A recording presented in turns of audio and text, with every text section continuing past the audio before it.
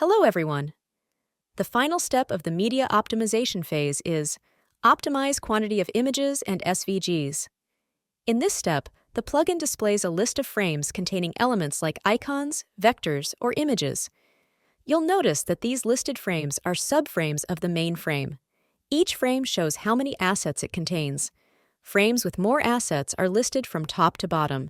The goal of this step is to use the heat map feature.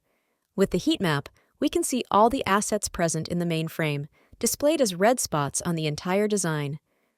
Let's take a look at the Container 3 frame. You'll see that the child frame has an image as a background, placed in the middle of the design. Within it, there's a gear icon composed of multiple vectors. In the footer sections, there's a logo and a line. The logo is made of a vector and a rectangle. We recommend checking out this heat map. It helps you navigate through images or vectors present in your design. You can quickly find assets using the heat map in case you missed locking to any group of vectors. To hide the heat map, click the Hide Heat Map button. Since we've locked all the vectors and are aware of the images, we'll proceed by clicking the Mark as Done button.